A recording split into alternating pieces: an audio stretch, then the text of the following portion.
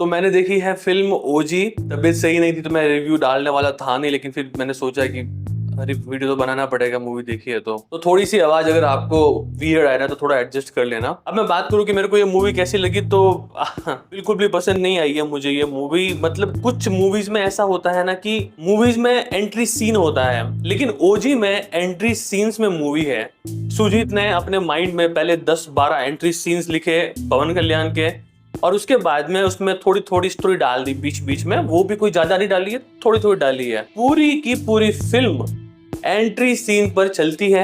हर 10-15 minute में जो ओजी का कैरेक्टर है उसकी एंट्री होती है स्लो मोशन में बीजीएम के साथ में, और बाकी के जितने कैरेक्टर है ना वो उसकी एंट्री से पहले लंबे लंबे डायलॉग बोलते हैं कि ओजी ये है, ओजी वो है, ओजी चट्टान है, ओजी आग है, ओजी देवताओं का देवता है, ओजी ऐसा है, ओजी वैसा है।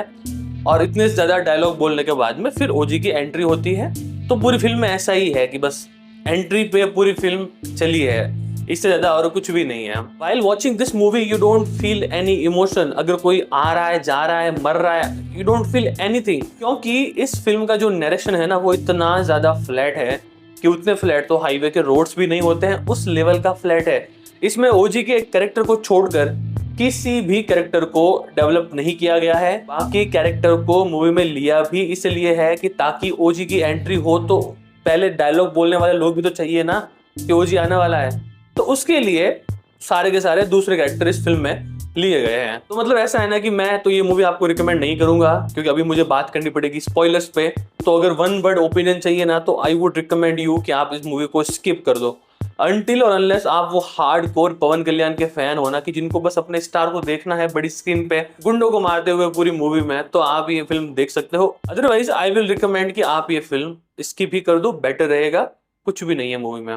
तो अभी बात करता हूँ स्पॉयलर्स के ऊपर। तो अगर आपने ये फिल्म नहीं देखी है और अगर आपका देखने का प्लान है, आप जाने वाले हो, तो इस वीडियो को आप यहीं पर रोक सकते हो। मैंने अपना ओपिनियन दे दिया है, इसके आगे जो भी बातें होगी उसमें होंगे बहुत सारे स्पॉयलर्स। तो अगर आपको ये फिल्म देखनी है, नहीं देखी है, तो पहले फिल्म देखिए, बाद में आके आप इस वीडियो को कंटिन्यू कर सकते हैं, और जिन्होंने फिल्म देख ली है वो तो कंटिन्यू ही करना है इसको। अब बात करते हैं ओजी मूवी में ऐसे बहुत सारे अनआंसर्ड क्वेश्चन है। जैसे तो हमें स्टार्ट में बताया जाता है कि ओजी जापान छोड़ देता है क्योंकि जापान में दो गैंग होती है, जिसमें एक होते हैं समुराई और दूसरे होते हैं जो याकुजा गैंग है वो। अब इन दोनों के बीच में होती है लड़ाई। तो हमें स्टार्ट में नरेशन में एनिमेशन के थ्रू ये बताया जाता है कि जो याकुजा गैंग वाले होते हैं ना वो समुराई वालों को पूरा का पूरा खत्म कर देते हैं, उसका साफ सफाया कर देते हैं। लेकिन एंड में क्लाइमेक्स से ठीक पहले जो याकुजा गैंग का हेड होता है वो आता है डेविड के पास में। डेविड कौन है मैं आपको आगे बताता हूँ। तो वो आके बोलता है कि ऐसा नहीं हुआ था, हमने समुराई लोगों को नहीं मारा था, समुराई लोगों ने ओजी की सहायता से हमारा ही सफाया कर दिया। तुमने स्टार्ट में ही तो बोला है कि पूरे के पूरे समुराई डोजो को मार दिया, फिर तुम ही एंडिंग में बोल रहे हो कि नहीं उल्टा हुआ था। मतलब अपने हिसाब से स्टोरी चला रहे हो क्या तुम? कोई लॉजिक है इस चीज का? दूसरी बात करते हैं, ओजी की बैक स्टोरी क्या है नहीं पता। ओजी जापान में क्यों गया, कैसे गया, इंडिया में क्यों आता है। हो सकता है कि उनको वो सेकेंड पार्ट में बतानी हो स्टोरी, ठीक है। मतलब आप सोचो कि इस पूरी मूवी में ओजी के बारे में हमें इतना पता है कि वो जापान में समुराई डोजो से रिलेटेड है और वो बहुत ही अच्छा समुराई है, उसके अलावा कुछ भी नहीं पता है पूरी फिल्म में, और कुछ पता चलता भी नहीं है। एंड में हमें हिंट दिया जाता है कि हम सेकंड पार्ट में बताएंगे आपको कि क्या स्टोरी है इसके पीछे। हम ठीक है कोई बात नहीं, वो भी छोड़ देते हैं, हम नहीं बताई आपने बैक स्टोरी तो नहीं बताई।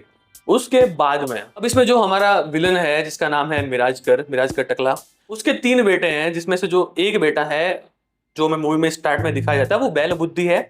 आपको पता होता है कि ये कुछ ना कुछ तो कांड करेगा जिसके कारण ये जो है इतनी बसट पैदा होगी। वो उसका बाप उसको बोलेगा कि तू ऐसा मत कर, लेकिन वो फिर भी करेगा। क्यों? क्योंकि ओजी की एंट्री जो दिखानी है तो वो एक ऐसी बसड़ मचाता है जिससे होती है प्रॉब्लम। अब वो बसड़ क्या होती है? तो वो ऐसी है कि आरडीएक्स आ रहा है मुंबई में और वो लैंड करता है सत्या दादा के पोर्ट पर, लेकिन सत्या दादा जो कि प्रिंसिपल में बिलीव करते हैं वो कभी आरडीएक्स को अपने पोर्ट से जाने नहीं देंगे, क्योंकि उससे मुंबई को खतरा हो सकता है, बॉम्बे को। उसके बाद में फिर मिराजकर का बेटा जाता है, सत्यादादा के बेटे को मार देता है, और फिर फास्ट फॉरवर्ड करते हैं स्टोरी को, थोड़े से फ्लैशबैक बताए जाते हैं बिना फालतू के। बाद में ओजी वापस आता है अपने पिताजी की रक्षा के लिए। लेकिन अब ओजी इतना खतरनाक आदमी है ना, उसको टक्कर लेने के लिए भी एक सामने तगड़ा इंसान होना चाहिए। तो एंट्री होती है ओमी की। ओमी कौन है? तो ओमी है मिराजकर का तीसरा बेटा। पहला बेटा तो इंडिया में है, 2 बेटे बाहर है, जिसमें से ओमी सबसे ज्यादा पावरफुल है, जो कि मिडिल ईस्ट का जो आर्म्स डीलर होता है ना, उसका वो हेड है, किंग पिन है। वो इतना ज्यादा ताकतवर आदमी है ना कि महाराष्ट्र का सीएम भी उससे डरता है। आरडीएक्स आता है, हमें ये बताया जाता है कि बॉम्बे को 9 लोकेशंस पे उड़ाने का प्लान है। क्यों उड़ा रहे हैं खुद सोचो। अरे मतलब जिस चीज के लिए इतने ज्यादा तुम भसड़ मचा रहे हो, आरडीएक्स को मंगाया है, आरडीएक्स को निकालना है और उसके बाद में मुंबई में धमाके करने हैं, ये सब तुम कर क्यों रहे हो? कुछ भी नहीं बताया है। मेरा ऐसा गैस है कि वो 1993 के जो बॉम्ब ब्लास्ट थे उसको रेप्लिकेट करना चाहते थे, लेकिन 1993 बॉम्बे ब्लास्ट का जो पूरा का पूरा नैरेटिव ही था वो बिल्कुल चेंज था, दूसरा ही था। इसमें तो कुछ और ही है। ओमी को मुंबई के 9 ठिकाने उड़ाने हैं। क्यों उड़ाने हैं नहीं पता। एक दिन ओमी का मूड हुआ, सुबह उठा, वो बोर हो रहा था, उसको लगा कि आज मैं क्या करूं, मुंबई को उड़ाते हैं। तो उसका मूड हुआ उड़ाने का, तो वो आ गया उड़ाने के लिए। आरडीएक्स को पकड़ लिया, तो उसने बोला कि ऐसे कैसे पकड़ लिया, मैं खुद आऊंगा इंडिया आरडीएक्स को छुड़ाने के लिए, मुंबई को तो मैं उड़ा कर ही रहूंगा। उसके बाद में हमें बताया जाता है कि ओमी का भी एक हेड है जिसका नाम है डेविड। अब उसका जो कैरेक्टर है वो थोड़ा बहुत आप दाऊद से सिमिलर मान सकते हो, जो आप देखोगे तो आपको पता चल जाएगा। अब जो डेविड है ना, डेविड बोलता है ओमी को कि तेरे बस की बात नहीं है, तू कर नहीं पाएगा ये। ओमी बोलता है मैं कर लूंगा, चिंता मत करो आप। तो यहाँ पर हमें लगता है कि डेविड शायद हमें कुछ बताएगा कि वो क्यों उड़ाना चाहता है मुंबई को, क्यों ऐसा करना चाहता है। नहीं, वो भी नहीं बताता है कि उसके भी क्या प्लान है। वो भी बोलता है कि तू मुंबई को उड़ा रहा है कि नहीं उड़ा रहा है, तो वो बोलता है मैं उड़ा रहा हूँ। लेकिन ओजी बीच में आ रहा है, उड़ाऊं कैसे मैं? तो ओजी को मारो। फिर ओजी को मारने की साजिश होती है। अब इसमें सबसे जो अनबिलीवेबल बात है ना कि महाराष्ट्र का सीएम और जो बड़े बड़े चीफ कमिश्नर हैं उनको भी पता है कि आरडीएक्स मुंबई में आया है और उसको लोग मुंबई में बम धमाके करवाने में यूज लेने वाले हैं। लेकिन महाराष्ट्र का सीएम भी कुछ नहीं करता है। वो तो बोलता है सत्यदादा को कि आप आरडीएक्स दे दो। ये कैसी गवर्नमेंट है भाई? महाराष्ट्र का सीएम, चीफ कमिश्नर, जो हाई लेवल के लोग हैं, उनको फर्क ही नहीं पड़ रहा है कि मुंबई से? वो खुद बोल रहे हैं कि उड़ाओ उड़ाओ यार उड़ाओ। क्यों उड़ाना है वो तुम सोचो। अब अगर उड़ाएंगे नहीं तो ओजी की एंट्री कैसे होगी? जैसा मैंने कहा कि पूरी फिल्म सिर्फ और सिर्फ ओजी की एंट्रीज के लिए बनाई गई है और कुछ भी नहीं है। इसमें एक कैरेक्टर होता है जिसका नाम होता है अर्जुन। अर्जुन एक तरीके से भतीजा मान सकते हो तुम ओजी का। तो अर्जुन को ऐसा लगता है कि ओजी ने उसके बाप को मारा है, जबकि मारा अर्जुन नहीं होता है, लेकिन उसको ऐसा लगता है कि उसके बाप को ओजी ने मारा है। तो उसके मन में होती है नफरत कि मैं तो ओजी को मार के रहूंगा चाहे कुछ भी हो जाए। तो जब ओजी वापस मुंबई आता है तो वो प्लान बनाता है ओजी को मारने का। ओके, लेकिन थ्रू आउट द मूवी में इतने साल तक जो अर्जुन की माँ है ओजी को अपने बेटे समान मानती है, उसके साथ में रहती है, उसकी देखभाल करती है। तो अर्जुन, तेरे माइंड में एक बार भी नहीं आया कि मैं पूछ लूं अपनी माँ को कि जिसने तुम्हारे पति को मारा है तुम उसकी हेल्प क्यों कर रही हो, तुम उसको इतना ज्यादा लाड प्यार क्यों दिखा रही हो? नहीं पूछता है।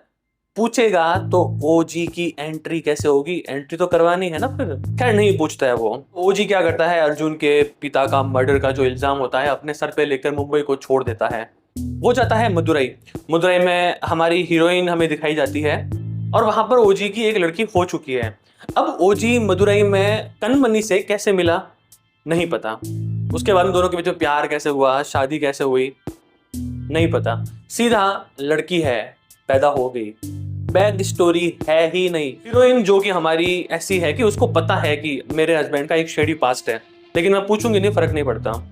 लेकिन साथ में वो ये भी बोलती है अपने हस्बैंड को कि देखो आप वायलेंस तो करोगे नहीं, हिंसा से मुझे नफरत है, गांधी जी के पद चिन्हों पर चलने वाली महिला हूं मैं, हिंसा नहीं करनी है। लेकिन एक पॉइंट के बाद में एक हॉस्पिटल का सीन दिखाया जाता है जिसमें जो ओमी के गैंग वाले होते हैं वो आते हैं वहां पर सत्यदादा को मारने के लिए, और वहां पर हमारी हीरोइन बीच में आ जाती है कि नहीं मैं मारने नहीं दूंगी, तो उसको गोली लग जाती है।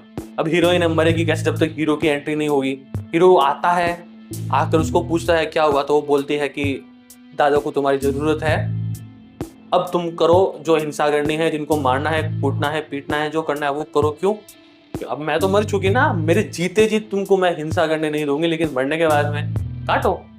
तो बहन पहले भी करने देती ना उसको ये सब चीजें, तो ये नौबत ही नहीं आती। लेकिन अगर ऐसा होता ओजी की एंट्री कैसे होती है? अब इसमें जो सत्यादादा और मिराजकर होते हैं, जिन दोनों के बीच में जो पोर्ट को लेकर पार्टनरशिप होती है, उनके बीच में लफड़ा होता है पोर्ट को लेकर। मिराजकर चाहता है कि वो पोर्ट के ऊपर कब्जा कर ले। लफड़ा क्यों होता है नहीं बताया गया हमें, वो भी तुम अपना आप ही सोचो। ओमी अगर इतना ज्यादा खतरनाक है, मिराजकर का बेटा है, तो जब ओजी ने मिराजकर के सारे लोगों को मार दिया था, और जब मिराजकर सत्यादादा के पोर्ट पर कब्जा करना चाहता था तब ओमी कहाँ था, तब वो अपने बेटे को भूल गया था। क्लाइमैक्स से पहले बोलता है सत्यादादा को मिराजकर कि मेरे साथ में मेरा बेटा ओमी है, अब तुम मेरा कुछ नहीं बिगाड़ सकते। तो 10 साल पहले वो तेरे साथ में नहीं था क्या? वो फिर कहाँ था, क्या कर रहा था? मुंबई को क्यों उड़ाना है, नहीं बताएंगे। मदुरई में कनमनी से कैसे मिला ओजी, नहीं बताएंगे। उसकी बैक स्टोरी क्या है ओजी की, नहीं बताएंगे। लफड़ा क्या हुआ है पोर्ट को लेकर, नहीं बताएंगे। अर्जुन ने क्यों नहीं पूछा अपनी माँ से कि उसके बाप को जिसने मारा है उसके साथ में आप क्यों घूम रही हो, नहीं बताएंगे। और ओमी एक सीन में दो जगह पर होता है, एक जगह पर वो हॉस्पिटल में भी होता है और दूसरी जगह पर वो पोर्ट में भी होता है, जो एंड में ट्विस्ट आता है हमारे सामने। तो दोनों जगह पर वो ओमी कैसे होता है? अगर वो दोनों थोड़े से टाइम फ्रेम में अगर डिफरेंस है तो इतना जल्दी वो पोर्ट पे कैसे पहुंचता है, सबको मारता कैसे है, डायलॉग कैसे बोलता है, हम नहीं बताएंगे। अगर याकुजा गैंग का सफाया समुराई वालों ने कर दिया था 1970 में, तो 1993 यानी 23 साल तक याकुजा गैंग वाले चुपचाप क्यों बैठे थे? और क्लाइमैक्स में ये क्यों आते हैं डेविड के पास में उसको ये बताने के लिए कि ओजी क्या मतलब महाशक्ति है अपने आप में? ओजी को मारना था तो फिर तुम 23 साल से क्या कर रहे हो? स्टार्ट में बताया है कि समुराई वालों को मार दिया, एंड में बोलते हैं कि नहीं नहीं याकुजा वालों को पूरा मार दिया। तो जब सबको पूरा मार दिया है तो फिर तुम पैदा कैसे हो रहे हो, कहां से आ रहे हो तुम सब लोग? ओजी इस फिल्म का नाम इसलिए दिया है क्योंकि इस पूरी की पूरी फिल्म में आपको गैस करना है, ओनली गैस मींस ओजी। मतलब ढेर सारे जो सवाल है ना मूवी को लेके आपके मन में, उनका जवाब डायरेक्टर बोलते हैं कि मैं नहीं दूंगा, ओनली गैस ओजी। तो गैस करो आप फिर। और मतलब इसमें ओजी का कैरेक्टर इतना ज्यादा खतरनाक है ना कि वो एक तलवार से 6-7 लोगों की गला काट देता है, फिर तलवार उसके पास में आती है। अब ये सब चीजें तब अच्छी लगती है ना कि जब आप नैरेटिव को, स्टोरी को अच्छे से बिल्डअप करो। जैसे सालार में था, हमको पता है कि ये सब चीजें रियल में नहीं होती है, लेकिन हम फिर भी इंजॉय कर रहे थे। क्यों कर रहे थे? Because we were connected with those characters and story. OG में सिर्फ मार काट है और कुछ नहीं है। और मूवी की जो रन टाइम है ना 2 घंटे और 40-50 मिनट का है, इसमें किसी भी कैरेक्टर के बारे में आपको कुछ पता ही नहीं चलता है कि ये है कौन, कहां से आया है, क्या कर रहा है, मतलब नथिंग। और लास्ट में जब ओमी मरता है तो उसके चारों ओर बॉम्ब लगे हुए हैं और मरने सिर्फ 2 सेकंड पहले बोलता है कि ओजी मैं वापस आऊंगा। कैसे आएगा तू वापस मरने के बाद में? इस डायलॉग का सेंस क्या था?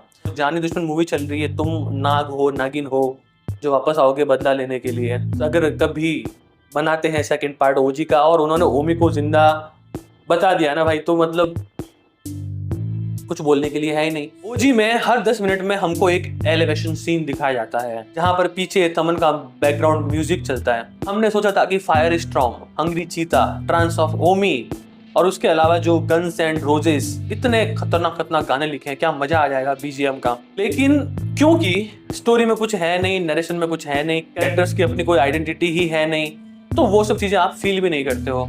और एक पॉइंट के बाद में ये जो बीजीएम है ना इतना ज्यादा रिपीटेटिव हो जाता है कि आपको ना मतलब फर्क ही नहीं पड़ता है कि अब ओजी की एंट्री हो रही है, क्या हो रहा है क्या नहीं हो रहा है। यू जस्ट वांट कि अब ये फिल्म एंड हो जाए भाई, बस और कुछ भी नहीं। ओजी ना मतलब टिपिकल से भी टिपिकल साउथ इंडियन फिल्म है जहां पर एक हीरो होता है जिसका कोई नहीं होता है, तो उसको एक दूसरा आदमी अपने साथ में लेकर आता है, अपने बेटे की तरफ पालता है, और वो जो हीरो है वो अपने पिताजी की रक्षा करता है, भले वो उसका असली बाप ना हो क्योंकि उसके इरादे अच्छे हैं। उसके बाद में कुछ ऐसा होता है कि हीरो अपने पिताजी को छोड़ के चला जाता है, लेकिन फिर वापस जब अपने पिताजी के ऊपर खतरे को देखता है तो वो वापस आता है बदला लेने के लिए। जिसमें जो हीरोइन है वो टिपिकल सी हीरोइन है जो आती है, 2-3 डायलॉग बोलती है और मर जाती है। जो विलन है वो भी टिपिकल है, आता है 2-3 गुंडों को मारता है, एंड में मर जाता है। हर एक character over the top typical stereotype character है इस फिल्म में, जहां पर ना कोई स्टोरी है ना कोई नरेशन है।